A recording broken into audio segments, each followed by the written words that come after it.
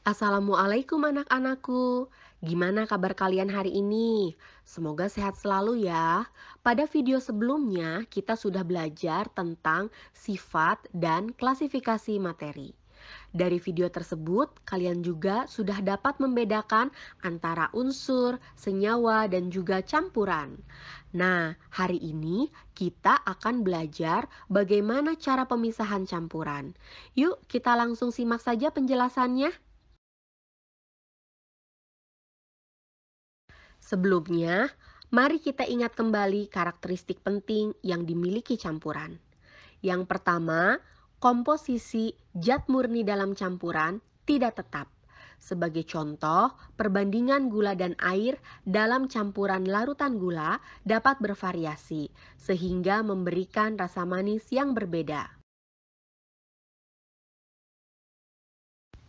Karakteristik penting yang kedua yang dimiliki campuran yaitu sifat zat murni dalam campuran sama dengan zat asalnya.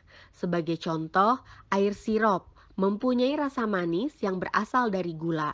Dengan kata lain, sifat manis dari gula masih tetap ditemukan dalam campurannya. Karakteristik penting yang ketiga yaitu zat murni dalam campuran dapat dipisahkan secara fisika. Sebagai contoh, unsur besi dan unsur belerang yang dicampur secara fisis dapat dipisahkan kembali dengan menggunakan magnet. Seperti telah dijelaskan pada video sebelumnya, campuran dapat dibedakan menjadi campuran homogen yang berupa larutan dan campuran heterogen yang berupa koloid dan suspensi. Jika kita perhatikan, larutan gula memiliki ukuran partikel sangat kecil, yaitu kurang dari 1 nanometer. Sedangkan pada koloid, contohnya pada susu, memiliki ukuran partikel yang berkisar antara 1 sampai 100 nanometer. Dan pada suspensi, contohnya pada minyak dan air, memiliki ukuran partikel yang lebih besar lagi, yaitu lebih besar dari 100 nanometer, sehingga akan sangat mudah untuk dipisahkan. Berikut beberapa metode yang dapat digunakan untuk memisahkan campuran. Yang pertama, filtrasi. Filtrasi merupakan metode pemisahan yang digunakan untuk memisahkan cairan dan padatan yang tidak larut dengan menggunakan penyaring berdasarkan perbedaan ukuran partikel. Hasil penyaringan ini disebut sebagai filtrat, sedangkan sisa yang tertinggal di penyaring disebut sebagai residu atau ampasnya. Contoh dari filtrasi diantaranya ketika kita memisahkan kelapa dengan santan atau ketika kita memisahkan bubuk kopi dengan air. Sublimasi merupakan metode pemisahan campuran dengan menguapkan zat padat tanpa melalui fasa cair terlebih dahulu, sehingga kotoran yang tidak menyublim akan tertinggal. Bahan-bahan yang menggunakan metode ini adalah bahan yang mudah menyublim. Sublimasi biasanya digunakan untuk pemurnian atau memisahkan kotoran dari suatu bahan yang dimurnikan. Contoh dari sublimasi ini yaitu ketika kita memisahkan pasir dari kapur barus. Metode pemisahan selanjutnya yaitu kristalisasi.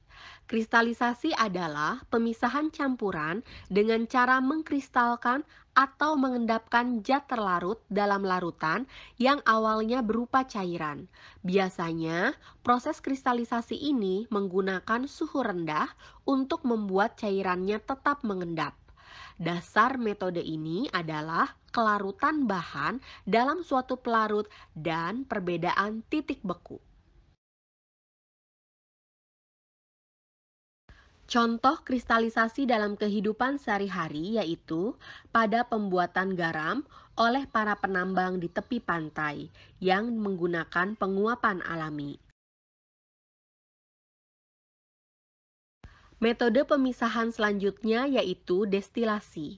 Destilasi merupakan metode pemisahan campuran zat cair dari larutannya berdasarkan perbedaan titik didih. Destilasi ini digunakan untuk memisahkan campuran zat-zat yang mudah menguap. Adapun prinsip dari destilasi ini adalah menguapkan suatu zat, kemudian mengembunkannya kembali.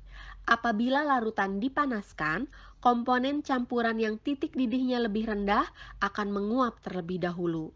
Uap yang mencair ditampung dalam wadah. Bahan hasil pada proses ini disebut sebagai destilat, sedangkan sisanya disebut sebagai residu. Adapun contoh dari destilasi adalah pada proses pemisahan minyak bumi. Kromatografi adalah pemisahan campuran yang terjadi karena perbedaan kelarutan zat-zat dalam pelarut serta perbedaan penyerapan kertas terhadap zat-zat yang ingin dipisahkan. Suatu zat lebih dahulu larut dalam pelarut serta kurang terabsorpsi pada kertas, kemudian akan bergerak lebih cepat. Contoh dari kromatografi dalam kehidupan sehari-hari diantaranya, kromatografi ini biasa digunakan untuk menguji bahan pewarna yang digunakan dalam makanan, apakah baik untuk dikonsumsi atau tidak. Kemudian, kromatografi juga digunakan untuk menguji tinta yang digunakan pada pemalsuan dokumen, seperti surat, cek, dan giro, serta untuk menguji apakah terdapat obat terlarang dalam urin atlet. Nah, anak-anak, bagaimana? Bisa dipahami kan metode pemisahan campuran ini?